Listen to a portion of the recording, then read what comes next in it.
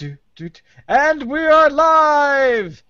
This is the latest episode, number 27 of the Crafty Boys, and we, of course, this week are drinking beer that rhymes with Trooper!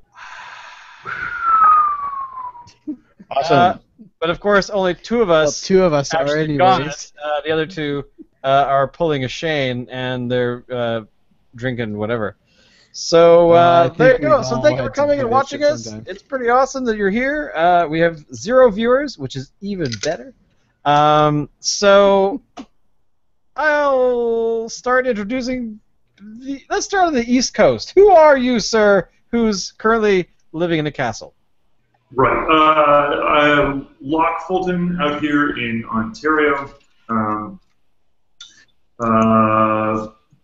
Doing interesting work with septic tanks.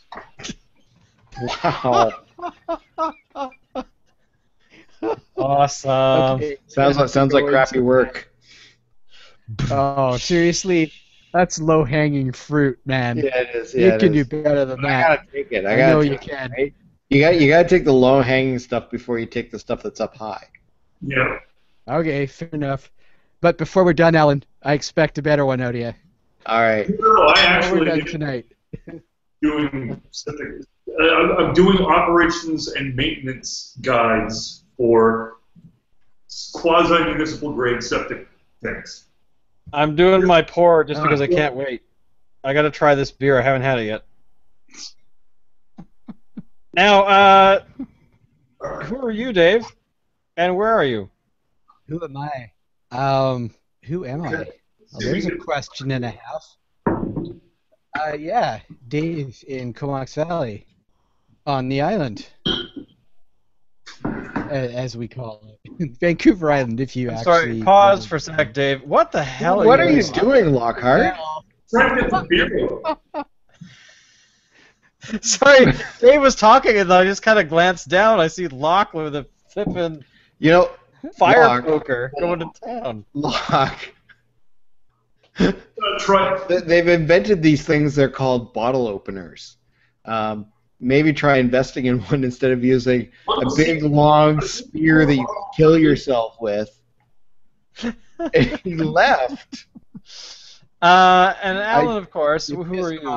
I'm Alan. I'm in Victoria, BC. Also on the island. Apparently, the island does not have any Trooper beer right now, which is odd because I've seen it before. I've seen it actually recently in all of my places that I go to, and no, nothing. Nothing this week. I was concerned that we couldn't get it because I haven't seen it for a while either. But what I realized is that it's just not available at the BC liquor store. It's actually was beer, cold beer and wine places. So. So I'm kind of happy about this one. So, well, Locke, I think, picked the beer, did he not? I think he did. So basically the conversation we had about 3 weeks ago or so was talking about beers that are branded by other organizations, because you and I and all 4 of us here are kind of wanting to potentially start brewing our own beer.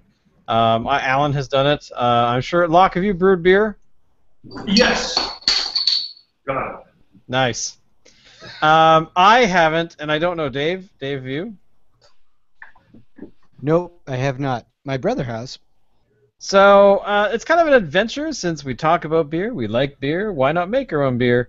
And then, of course, segued into a conversation about people groups like Iron Maiden, which, by the way, it's so cool to see the Iron Maiden logo on a beer bottle. Because we talked about Iron Maiden's beer, we talked about Motorhead, and I think there were 2 or 3 others that we were talking about, companies that don't normally make beer. I think I read that AC/DC has a beer out, too. What? That is so awesome! So I'm going to Google that. AC/DC Premium Lager. I actually have a collector's item, a rare Victoria punk rock scene item, a how-to video from the Prague Punkers No Means No, showing how they do their homebrew. That sounds awesome. Yeah. Wow. That kicks ass. So I'm interested to hear what you guys think about this beer. This I actually have to drink it now. I poured it and smelling It it. looks really nice. I mean, this is a proper English bitter, but not a dull one. Okay, English bitters. It reminds me a little bit, without tasting just like Theakston's Old Peculiar.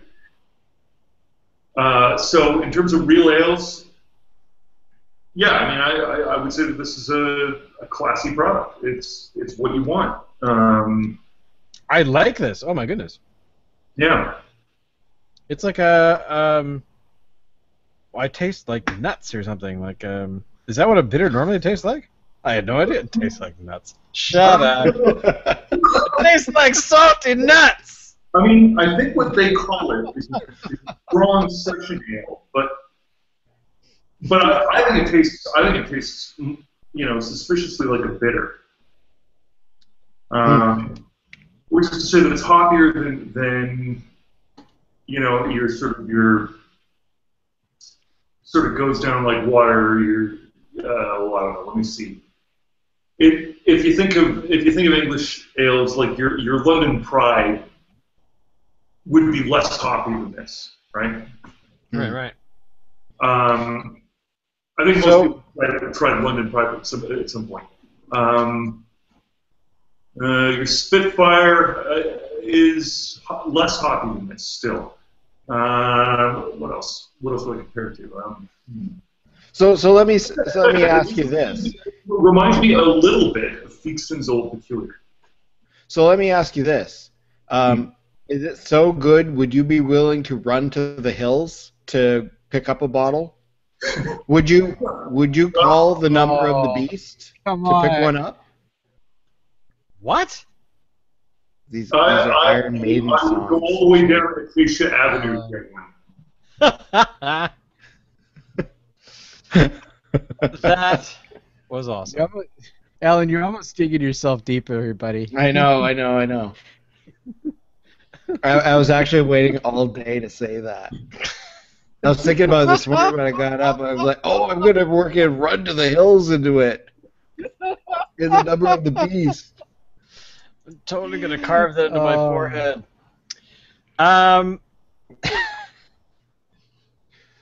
So this beer is actually made only in England. It's not brewed here and then bottled here or whatever, or not even bottled here. It seems to be a complete import by a place called Robinson's Brewery.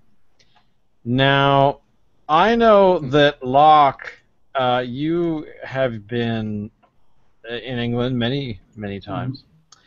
And I'm curious if you have had any sort of other beers that are made by the same people, the same group, because the thing that I know about Robinson's Brewery is it's been around for quite some time. We're talking like 150 years now, actually a bit more than that. So, what else have they made that you have run into? I will be honest and say that I've probably had other Robinson's beers because I've had enough beers roaming around England that it seems likely that I've had some. I don't know which ones. Well, the reason I bring it up is it's because when I looked them up the other day, I actually saw a beer that I've actually had from them, which I didn't realize. It was just beer at the time. And sometimes when you just want to drink beer and someone's like, hey, do you want a beer? And you're like, yeah, totally. I like this beer. This is good. But I always remember the name. It was called Old Tom. And it was a strong beer. It tastes similar to this, except the alcohol content definitely was a changer in that one, because I think that one was like almost 9%. Where this one's not quite 5. But anyway, so the other day I just thought, I should educate myself a little bit about the brewery where this beer comes from, so I sound like I actually know what I'm talking about. And I saw it on the list. I'm like, oh my god, I've had Old Tom. And I was curious if actually you had Old Tom. That was kind of the thing. I don't think I've ever had an Old Tom, no. But I think I will now. I would definitely check it out because I remember enjoying it. It was only a couple years ago, but so check it out. Anyway, so to give you a little education, the stuff that I've learned about Robinson's Brewery is that they have been around since 1849, I think. Yes, which might be on this bottle, maybe not. No. Okay. So 1849, which means that this brewery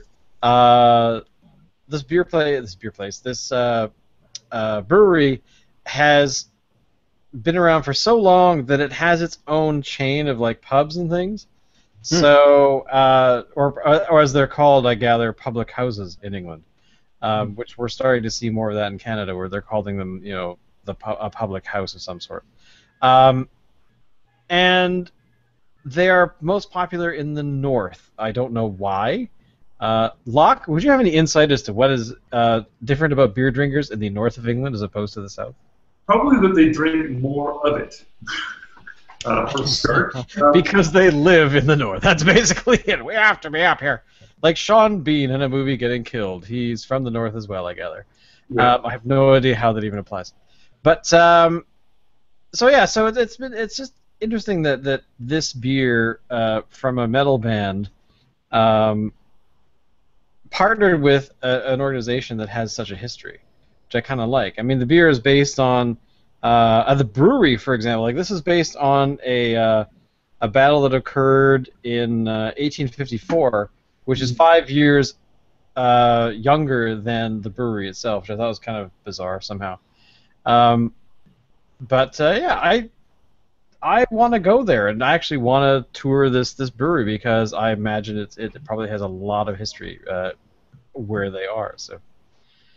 Well, now here's something to consider. Yeah.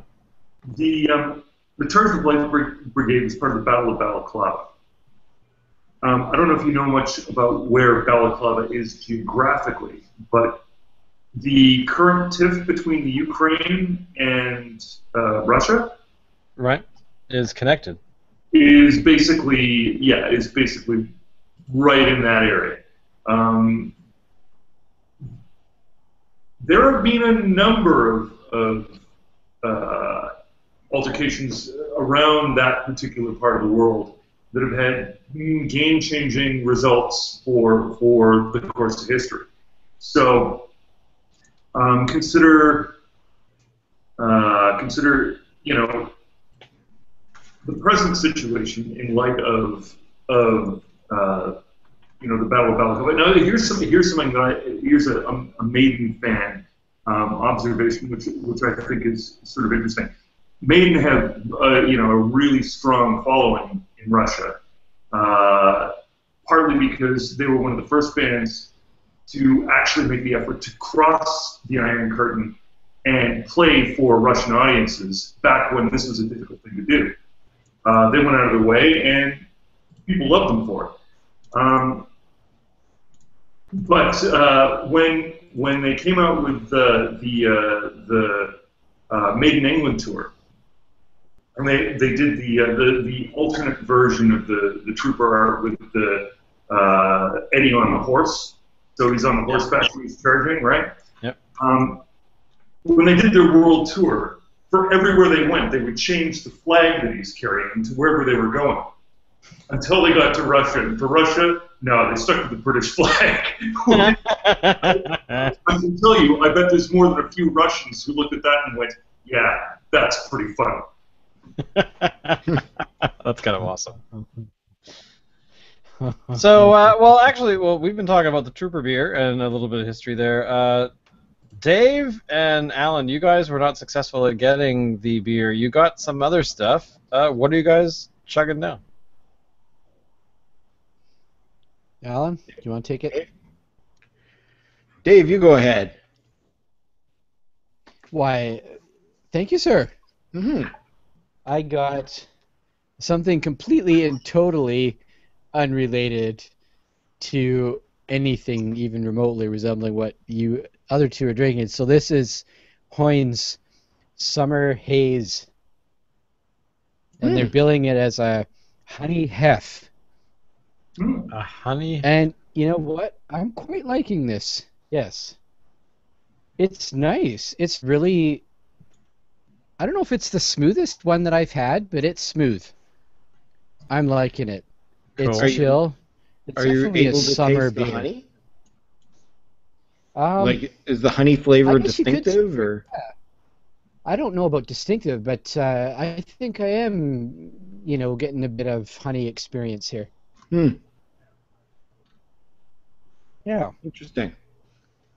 Yeah, it's good. I like it. I would give it thumbs up. Awesome. So what did How you get, about you, Alan? sir? What I got actually a 6-pack of a variety of hoppy beers from Parallel 49. Inside the pack was the corn hops, which we've done before. Oh, I had the corn hops yesterday. It was amazing. But also in it is a Gypsy Tears, which I know, Shane, you're a fan of. Yeah, I would do that too. And one I haven't actually opened yet, Filthy Dirty IPA. Ah, that's a good one. It is a good one, yes. That is a good one. I like that one. So yeah, that's what I'm drinking. I've had all these beers before, so I mean the corn hops we've reviewed before. I really liked it. Gypsy Tears it's a ruby ale. It's 6%. So that corn hops, you're telling me that that's part of a mixer pack now? Yeah. So, Yeah, it's not just in the big bottles. It's not just in the big bottles. You can get in the little bottles as well. Yeah, I mean it's nice. It's nice variety pack. Pardon? That's a sign of the recipe's catching on, Yeah. Yeah. Nice. Yeah. So it's Gypsy Tears or Ruby Ale. Yeah. I highly recommend it. Very cool. Very cool. Now, one of the questions, Alan, that was brought up before we started the stream, I thought was very important to discuss. And Dave brought it up. Dave, would you like to ask the question again regarding how our childhood is being decimated by Hollywood? Indeed. Well, I put this to Shane and Locke. I said, new Ghostbusters. Go. All right. I don't know that our childhood is being decimated as much as we think. If you think about it. Oh, hey, come back. Come back.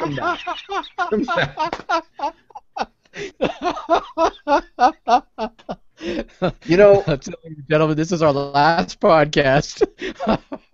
I think when we were that age, about the time when Ghostbusters came out, I remember a movie coming out called The Fly with Gina Davis and Jeff Goldblum. Jeff Goldblum in it.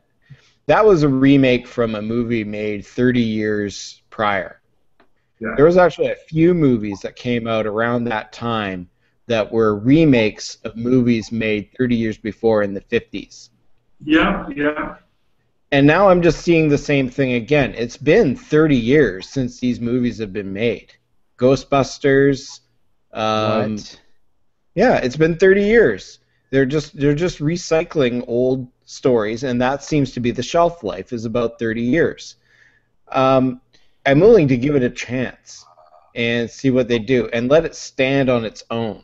I don't think that by making a new movie they're necessarily taking anything away from the first one. The first one can stand on its own. The new one will stand on its own as well. If it sucks, it's not going to take anything away from what was accomplished in 1984. I like your perspective on that. I think that I agree with what you're saying. Yeah. So that's my opinion. Having said that, if anybody tried to remake Star Wars, I will go to their house and I will personally kill them.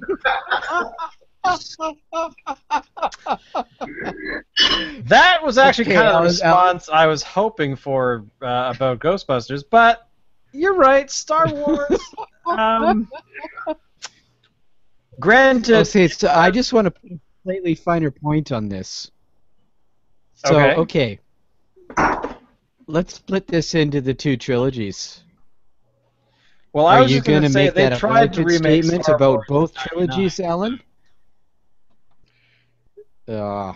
Alan, Yeah, are you going to make I that wouldn't want to same see any of them statement about remade. both trilogies? Yes. Really? Yeah. But really, You when would you not think want to about it, there really see. is only one trilogy. So, Okay, fair enough. you know what? Fair enough. I think I have a better appreciation over episodes 1, 2, and 3 than most people. I'm not going to go as far as to say that they're really great or they measure up anywhere close to the first trilogy, episode 4, 5, and 6. They don't. But I think once you see the final product, all three of them, episode 1 sucked. Episode 2 sucked more.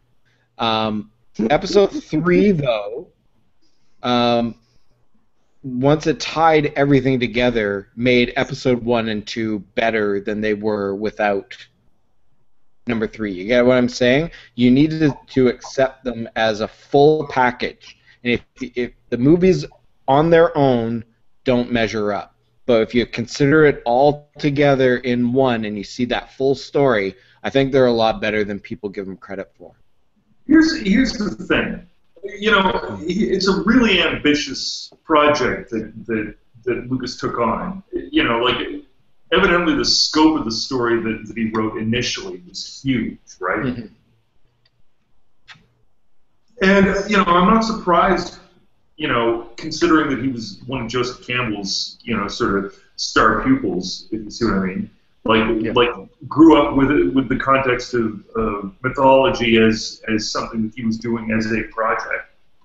I don't mind the fact that he's been playing with his own material and rejigging it as you know, new releases of old movies, et cetera, et cetera. It's. I'm not saying that I wouldn't want the originals maintained in their original form because that's what worked and that's what he should be referring to when he's trying to figure out what else is going to work. But I kind of think there's room for the idea that, you know, as a creative guy, he's invented this universe, and, you know, if he kind of did a patchy job at stepping back in the director's chair, first time he'd done really in a long time, and he'd never really played that role with the Star Wars movies except for the first one.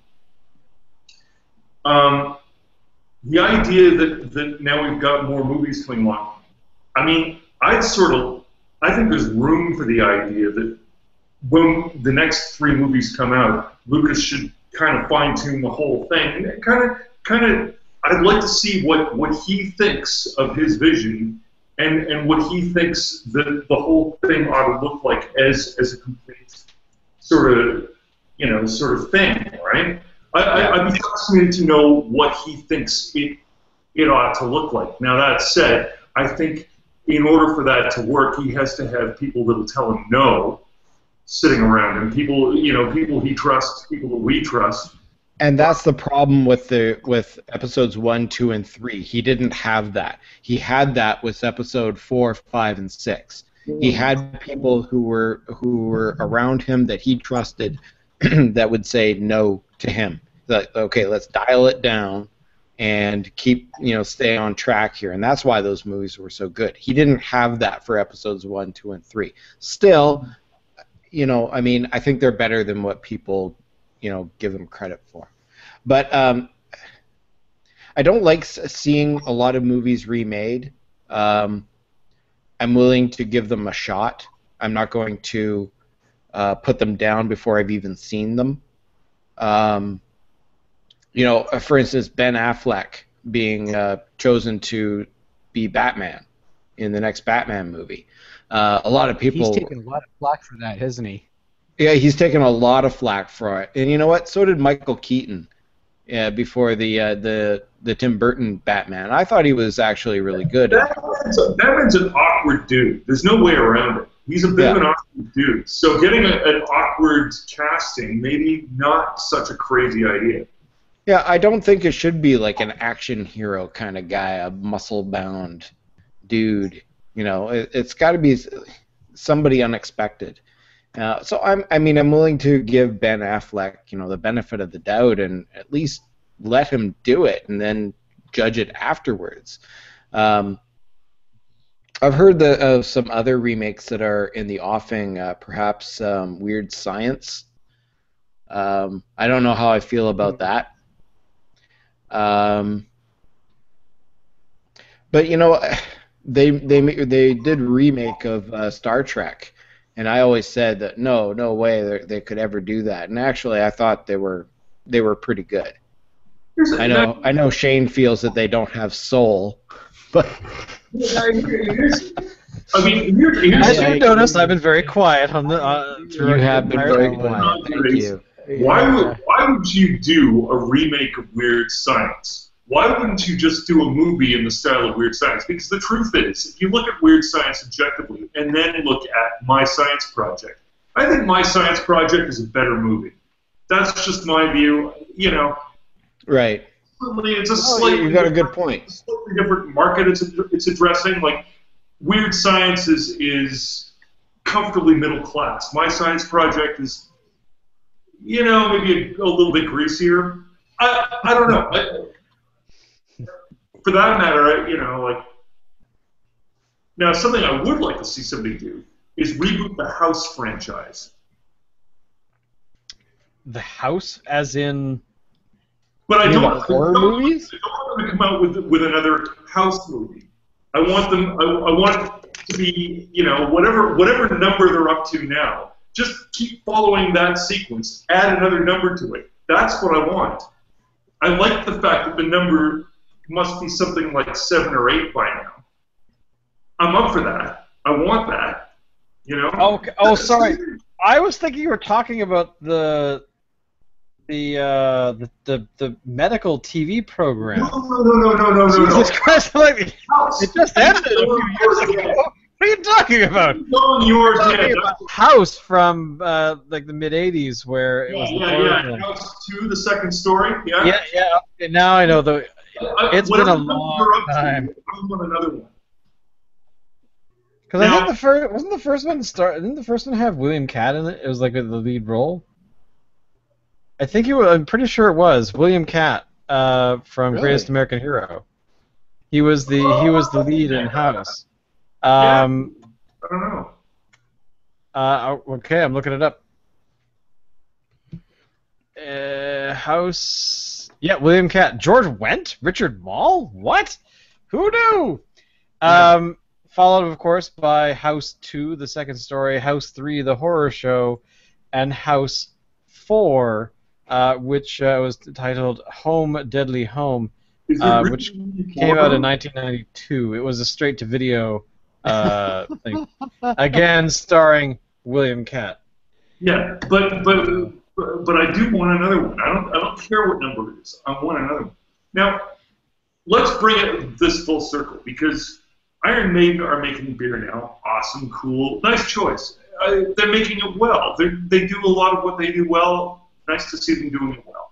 But the Iron Maiden franchise is about to expand yet again. They have one more album in them for sure that's going to be released in about a week or so. Okay. I'm a huge Maiden fan. Horns Up, love it. I always been a fan. Probably my first favorite band. Am I nervous about the next release? A little bit. Now, my nervousness has been significantly quashed by the single that's out now called "The Speed of Light." It's catchy. It's good. The video is it's a little bit tongue-in-cheek for my tastes, but ultimately it's it's sort of clever. They take so it's obviously retro. They take video gaming from sort of Donkey Kong through to Quake. Cool. But all with sort of Iron Maiden art, which okay. I mean, it's not bad. Bruce's voice is sounding awesome. It sounds great. It's not a plotter. There's no melancholy lead-in. It just jumps right in. Liking that a lot. I'll be honest and say that I think Kevin Shirley's production style is making guitars sound muddier than they ought to for Iron Maiden, or for any kind of metal for that matter. No, maybe it's deep purplish. Let's call it deep purplish. It's not what I want out of Iron Maiden, though. I'm definitely more the Martin Birch Maiden in terms of the guy behind the control panel. Now, double album is what's coming out. There's a lot of epics on it. They do a lot of epics. I don't know how many of them are going to have slow intros. I don't know how much more time I have for slow Iron Maiden intros. I'm starting to get a little tired of that, to be honest. And this is a fan speaking here. Okay. But so far, it looks really promising. Bruce had his bout with cancer. Evidently, he's now back doing his thing. They're going for their next tour to be taking a plane up in the air again, Iron Maiden branded plane flown by the lead singer. Very clever sort of marketing idea, right? Yeah.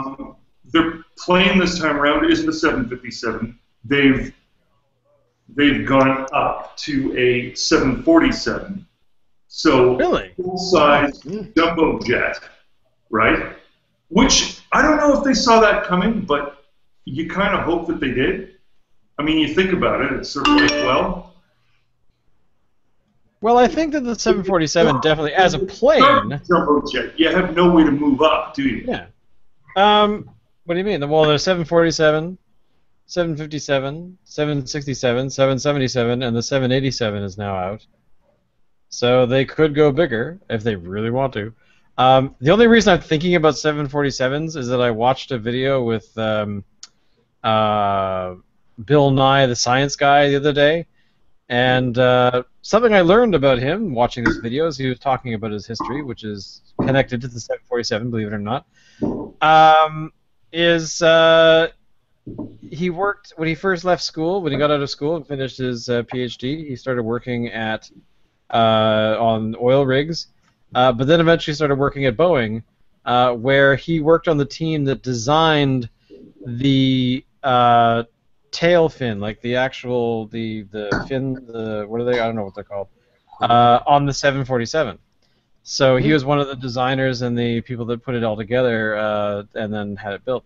So and apparently, according to his little speech, that fin is so incredibly powerful, and the whole hydraulic system that they created for it, that if you could take the Washington Monument and keep it upright, the hydraulic system could actually move it at like an inch every minute or something. So there you go. It's apparently very, very powerful. So anyway, the point being that they have Iron Maiden would have planes to move up to should they want to, especially the 787, which I gather is quite. They call it the. Was it the 747 or the 777? They call it the Dreamliner, I think. Yeah. I think it's 777. But the 787, if you actually look at it, 787 is the Dreamliner. Is an amazing, amazing plane. I kind of hope I want to fly on one at one point, but I hate flying, so who knows. But apparently it's amazing. How this relationship with Iron Maiden goes? Who knows? Maybe we'll come out with a 666. You could always hope. You could always hope. That would be like the ultimate in partnerships between different companies that Iron Maiden sponsors commissions a new kind of class of airplane called the 666. Actually, they haven't done that exactly. But what Bruce has done is put a bunch of money into recreating the airship. Do you know about this? What? Not hydrogen. There's no Hindenburg danger here. They're not no humanity. Not going to turn into a ball of flame at any rate. They actually tested this thing by getting a bunch of guys with machine guns to shoot it to see how it would respond to. Well, and the thing it didn't, fall to the ground and turn into a crumbled heap. Nor did it explode. So far it seems to work. And now I don't know if they were using incendiary rounds, because the truth is, unless you're using incendiary rounds, stuff doesn't explode when you shoot it. Right. Important tip. So that means that every single Hollywood explosion featuring a car rolling over or sliding down an embankment must have been shot with incendiary rounds at some point in the script, I would hope. Well, no. I mean, a car might blow up if there were a fire in it somehow. I mean, you got to understand that the fire part is the part that makes it blow up. Yeah, but I'm actually thinking of that scene. Or a fire, that's one thing. But you remember the movie Top Secret, right? Yeah. The Val Kilmer film from 1982 or something? I won't pretend I remember it well. Well, there's a scene in it where, and I've forgotten the actual the point of the scene because I hope there was one. The villains are driving in a car. For some reason, I think they were Nazis, and they came over driving down a street, or somehow they lost a bit of control of their car, and they saw a Ford Pinto parked up in front of them. And they're all like, ah! And then it goes into a close-up of the bumper on the back of the Pinto, and who knows, it was a half-track or something in the Nazi Third Reich car. Anyway, so it shows the thing just coming up and going, boom, and just touching the Pinto, just very lightly, and then the Pinto just goes boom. So. So yeah, that popped into my mind. I have no idea why. I don't know what it was about Pintos that made it, but evidently there must have been a fire hazard in order for it to explode. Yeah, well, there actually was a real thing about Pintos, because the fuel tank was at the very back, and they had, if you got rear-ended pretty seriously, it did start fires. So. And just to point out, Shane, there's going to be potential for fire. The guards in Top Secret were not Nazis. They were East German soldiers, but they were all made to look like Nazis. Okay. I remember actually, sorry to take away from the conversation, but I remember the one part where the Val Kilmer character was first introduced in East Germany with all the other singers at the festival thing, and they had the East German women's gymnastics team come out, and it was all men with wigs on and stuff and dresses, and then they sang the East German national anthem, and the East German national anthem went like this: "Hail, hail, East Germany, land of fruit and grape, land where you'll regret. If you try to escape, no matter if you tunnel under or take a running jump at the wall, forget it. The guards will kill you if the electrified fence doesn't first." Nicely done, sir.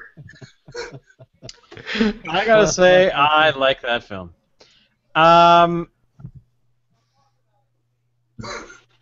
Sorry, I'm back on the house, the second story thing. So. Yeah. And I just got the bird. Allison, we're streaming live here, lady. It's flipping me the bird on my own podcast here. Love you. She's grumpy because she's come home By the way, she's come home after hanging out with some people across the street at the Red Truck Brewery, and she's grumpy that I didn't leave her any trooper. Fair? Staying out of this one. Yeah, I agree. Yeah, you better watch yourself, Dave, because I know where you live. Actually, you don't. No, I don't. I have a vague idea. 4 hours to drive there. And I suppose if I nuke it from orbit, that it's the only way to be sure. So say goodbye to the Comox Valley, bitches.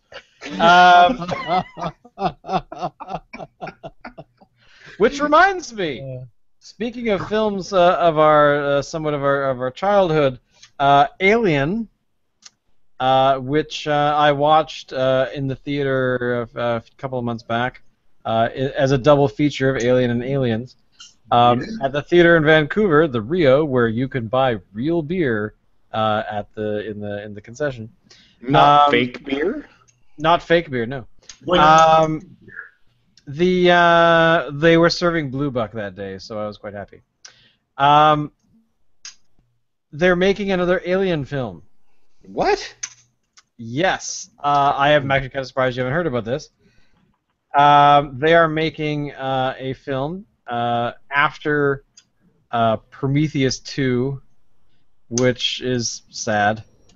But it's going to be coming out in 2017. It is starring Sigourney Weaver as Ellen Ripley and Michael Biehn as Corporal Dwayne Hicks. So, has he been in anything since like Terminator? He's been around. What did I see him in? okay, wait a minute. With a cast like that, I gotta ask: is Cameron involved? Sorry, it's being directed by, and I'm going to screw this up. His name is Neil Blomkamp, but he is the South African guy that did District 9. Oh, Elysium. Elysium was his big sort of thing recently. Chappie as well. But essentially, yeah, he's been handed the reins for this. But apparently, the reason they're doing it is that Sigourney Weaver said that she would actually get to approve the script before actually doing it, which she wished she had the power for Alien 3 to have done that. But apparently the script was written, given to her, and she was like, let's do this. So yeah. So let me ask this. Okay, keeping in mind that I actually haven't seen Alien 3 because I heard such horrible things about it, I didn't waste my time with it. But didn't she die at the end? Yes, she did. Alien 3, bad as it was better than the Jeanette and Caro attempt, which I think is... I don't know if anybody... The fourth one? Calling it Alien 4. You know the one with Winona Ryder? I have not seen that. Yes. I liked Alien 3 only because the alien in that film did not gestate in a human being. It gestated in a dog. So there's actually a throwaway comment from Alien 3 where somebody said, or I think, Ripley says, "Oh my God, this one's acting different than the others," which means that the only takeaway from that for me is that the gestation of an alien inside of whatever its host is actually impacts its genetic makeup and actually changes its behavior, which I thought was kind of a cool idea. Yeah. Whether it was an overall good film, I don't know, but I think it had problems. It suffered from what I call the Star Trek V problem, where it sucked. Star Trek V doesn't suck. It does suck. It doesn't suck. I call it the buddy movie. Fine, it sucks. But the thing is that it's the studio interference that happens, right? Where Fantastic Four is also another film or a set of films that actually, and including the latest, that suffers from the executive level getting into the creative level. and not trusting the people that they have hired to direct and create these films, because they always come in at the last second, change budgets, they make demands that can't be met half the time. And but Star Trek V suffered from that a lot because it had its budget pulled about halfway through. So the ending changed from what was actually on the script, because I actually got to read the script once, and it's completely different. I mean, it's basically halfway through the film, suddenly it's like, we're in front of the camera, guys, what do you want to do? Like, we had the characters do this up to this point, but we don't have the budget for the thing we planned, so I don't know, do you want to film some rocks at night? You know, that kind of thing, right? So, I mean, that happens to a lot of Hollywood films because they apparently know what they're doing. Here's the really bizarre thing. So there was this complicated sort of background story to the making of Alien 3, whereby the original script was actually done by William Gibson. Yes. You heard of William Gibson, right? Okay. So what's interesting about Alien 3 is that if you look at William Gibson's script and then look at Alien 3, you'll find that they have nothing in common. Like fucking zero. The scripts are incredibly different. But let me hold on. I'm not. No, go ahead. Alien 4, which was never billed as having William Gibson as a writer, actually seems to be roughly based on William Gibson's script. Now, that said, Jeanette and Caro, whose work on their own, when they're doing their own material, is high-grade, bizarre weirdness that everybody should love. You know, stuff like, City of Lost Children, you know, that's Jeanette and Caro, right? Yeah. So when they take on the Alien franchise, they attempt to accommodate William Gibson's old script. So it's starting to sound like a dream team here, right? You've got Jeanette and Caro with William Gibson and Sigourney Weaver in the Aliens franchise. This is going to be awesome. How come it turned out to be such a turn? That is the great mystery at work there. I don't really understand how it ended up being as bad as it was. I'm sure it wasn't Winona Ryder's fault, because for all that, you know, you could fault her for some things, you can't fault her. I mean, I don't think she has the power to screw something up at such a level. Like, I don't think it's within her power. So what went on there that it turned into such a pile of garbage? Well, the only thing I can say about Alien 4 is that I've never seen it. I've somehow avoided it, but it was written originally by Joss Whedon, who is amazing. Too? Yeah, well, it's something that never turned out. He has actually said that the only thing that has actually remained in his film is the dialogue, but said wrong. So there's a whole bunch of stuff that I gather that made it through, that survived, but yeah. I mean, Sigourney Weaver describes Alien 3 as a burden that she had to do, because when she signed on to do it, it was the whole William Gibson stage, which was, I think, 1987, so right after Aliens came out. But then, of course, the film didn't come out until 92, so you have all those years in between that all the bad shit that could go wrong did. And by the time they actually got to a stage where they were going to actually shoot the thing, you know, what have you got left? I know originally one of the directors, and I don't know why I know this, but one of the directors of Alien 3 originally, was it the director or was he going to write it? I can't. One of the two. Was the guy who created Nightmare on Elm Street 4, The Dream Master. Um, and the only reason I know that is because I suffered through that film as well, at a party somewhere. I don't recommend it. It was horrible. Um, and Freddy versus Jason was better. So anyway, yeah, I mean, I kind of hope that whatever they do is going to be amazing because they have two films really to make up for. Yeah. Well, And you think about what they did with I mean, right now, old franchises are playing hardball. Like, look around and you see, what was the latest Mad Max movie all about? Was it good? It was good. it was amazing. The latest Jurassic Park, I would call it a return to form at least. Yeah, I enjoyed it. I thought it was actually quite good. I don't think it did everything that I would have liked it to have done, but it did have a Prometheus moment. And what I mean by that is the film Prometheus, which is within the Alien world or Alien franchise. I only watched up until the point where some scientists that decided that it was okay to take off a helmet on an alien planet just because it was wet.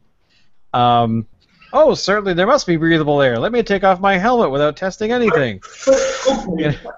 But the alien, Scientists before, haven't you? Oh, I know it. Yeah, I know. That's that ultimately, okay, is this one of those smart scientists or is this one of those fucking jackasses that got his degree by the only reason I give it that sort of moment is that there were a number of scientists that did the same thing. It was kind of like a bunch of scientists that really had spent a little too much time in the lab, and somebody came along. It's like, do you want to fly to an alien planet? Hell yeah! So they go, and then it's like peer pressure. I took off my helmet. I dare you to take off yours. That kind of thing. We talking about the helicopter? Jurassic World suffered from the one Prometheus moment, which was, to me, when that 25-year-old Jeep started working simply by changing a battery. So if you've seen the film, there's a scene where a bunch of characters find the original... Sorry, what? When what happened? When the Jeep, remember the Jeep? You were there. The Jeep that they find the visitor center from the first film. That Jeep. I know you own that Jeep, but the thing is, it started after sitting for 25 years. And that's what Jeeps do, Oh my God! Are we gonna have this conversation again? Jeeps are amazing. No car except for Jeeps could sit for that long and start just by changing a battery. All right, fine. Okay, I'll buy into it, but I still think it's kind of a bit of a long shot. Hey, Prometheus 2 is coming out soon. I gather. 25 years from now, I'm gonna go back to that Jeep and I'll start it just to spite you. He retires his Jeep today just to do this. And in 25 years, like 68 or something, it'd be like, hey, Shane, how's it going? Yeah, come on, we're going to go outside here. I want to come over. Jeep. And by the way, I gather, speaking of Aliens 5, or Alien, whatever it's going to be called, they have if you look at online, Dude Face, Michael Biehn, is sort of bruised and melted and acidified on his side of his face. So I'm wondering if they're going to ignore Alien 3 entirely. Possibly. So, yeah, I'm kind of curious because I'd like to know. By the way, if you guys have a chance, speaking of Hollywood films, if you have a chance to watch the film Paul, which stars what's his face, the new Scotty, Simon Pegg, and his writing partner. It is strangely amazing because the central villain is played by Sigourney Weaver. So check it out.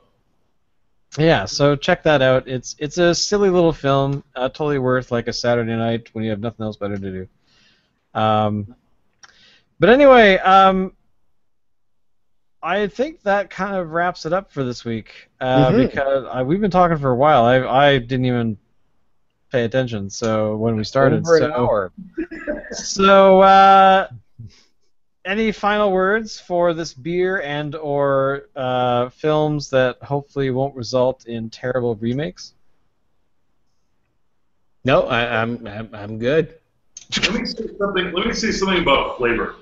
I have been sipping this product.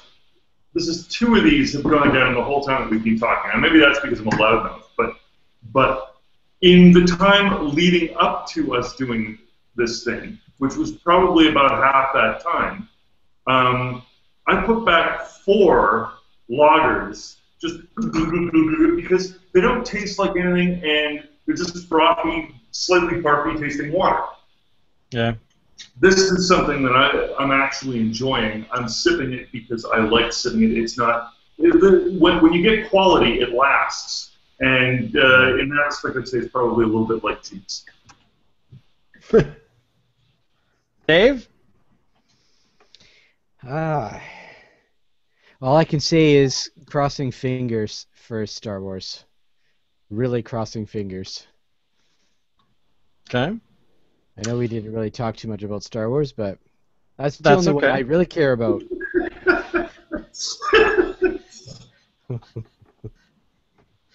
Alan? Yeah. Alan's been asleep this entire episode. I don't know what's going on. I want to try that beer. I want to try Trooper, so I'm going to keep an eye out for it, and I'm gonna try it, and then I'll give a report about it on a later episode of the podcast. I agree with Dave about Star Wars. Fingers crossed. I have really high hopes for this movie, Episode 7, when it comes out. In fact, I was just thinking today, it's like, what, 3 months away? Yeah. Yeah. So I mean, I'm super jazzed for it. So yeah, don't screw it up, JJ. I'm not jazzed at all. I'm not even popped. You know. You're not? Not even sort of contemporary jazz or smooth jazz. You know. Oh. I can barely sleep at night. I haven't slept in about 6 months. But anyway, I mean that's it for me.